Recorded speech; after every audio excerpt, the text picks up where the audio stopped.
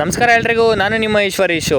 So ಇವತ್ತೇನಪ್ಪ ನಮ್ಮ ಕೆಲಸ ಅಂತ ಹೇಳಿದ್ರೆ, ಇವತ್ತು ನಮ್ಮ ಅಣ್ಣರು ಗೊಬ್ಬರ ಹೊಡಿಬೇಕು ಅಂತ ಹೇಳಿದ್ರು. ಅದಕ್ಕೆ ಟ್ರ್ಯಾಕ್ಟರ್ ತಗೊಳ್ಳೋಣ ಅಂತ ಹೊರಟೆ. ಆಮೇಲೆ ನೆನಪಾಯ್ತು ನಮ್ಮ ಹಿಂದಗಡೆ ಟ್ರ್ಯಾಕ್ಟರ್ ಇದೆ, ತೆಗಿಯಕ್ಕೆ ಬರಲ್ಲ ಅಂತ ಹೇಳಿ. ಅದಕ್ಕೆ ನಮ್ಮ ಅಣ್ಣರನ್ನೆಲ್ಲ ಕರೆದಿ ಸ್ಟಾರ್ಟ್ ಮಾಡ್ಕೊಂಡು ಹಿಂದಗಡೆ ಹಂಗೆ ಸ್ವಲ್ಪ ತಳ್ಳಿದ್ವಿ. ನಮ್ದು ಸ್ಟೇರಿಂಗ್ ಕೂಡ ವರ್ಕ್ ಆಗ್ತಾ ಇರಲಿಲ್ಲ. ಅದಕ್ಕೆ ನಾವೇ ಗಾಲಿನ ತಿರುಗಿಸ್ತಾ ಇದೀವಿ. ಅಷ್ಟರಲ್ಲಿ ತಿಂಡಿ ತಿನ್ಕೊಂಡು ಮನೆ ಹಿಂದಗಡೆ ಬಂದೆ. ಅಷ್ಟರಲ್ಲಿ JCB ಕೂಡ ಬಂದಿತ್ತು. ಕೆಲಸಕ್ಕೆ ಒಂದು 6 ಟ್ರ್ಯಾಕ್ಟರ್ನ ಹೇಳಿದ್ರು, ಎಲ್ಲ ನಮ್ಮೂರವ್ರದೇ. ನಾನು ತಿಂಡಿ ತಿನ್ಕೊಂಡು ಬರೋಷ್ಟರಲ್ಲಿ ನಮ್ಮ ಅಣ್ಣ ಟ್ರ್ಯಾಕ್ಟರ್ ತಗೊಂಡು ಹೋಗಿದ್ದ. ಆಮೇಲೆ ನಮ್ಮ ಅಣ್ಣರ ಗಾಡಿ ಕೂಡ ಬಂತು. ಆ ಟ್ರ್ಯಾಕ್ಟರ್ನ ನಾನು ಎತ್ತಿದೆ, ಲೋಡ್ ಮಾಡಿಸ್ಕೊಂಡು ತಗೊಂಡು ಹೊರಟೆ. ಈ ಗಾಡಿಗೆ ಇನ್ನ ಒಂದು ಹಳೆ ಲೆಜೆಂಡ್ ಇದೆ ಇವ್ರ ಮನೇಲಿ. ಅದನ್ನ ನೆಕ್ಸ್ಟ್ ವಿಡಿಯೋದಲ್ಲಿ ಹಾಕ್ತೀನಿ. ನನ್ನ ಗಾಡಿ ಹೋಗ್ತಿದ್ದಂಗೆ ಸೈಡಿಗೆ ಹೋಗ್ತಾ ಇರ್ಬೇಕು. ಹೌದಾ? ಇದು ಎಲ್ರಿಗೂ ಗೊತ್ತಿರತ್ತೆ, ಗೊತ್ತಿದ್ದವ್ರು ಕಮೆಂಟ್ ಮಾಡ್ರಿ. ಇದ್ರ ಬಗ್ಗೆ ನಾನು ಜಾಸ್ತಿ ಹೇಳಲ್ಲ.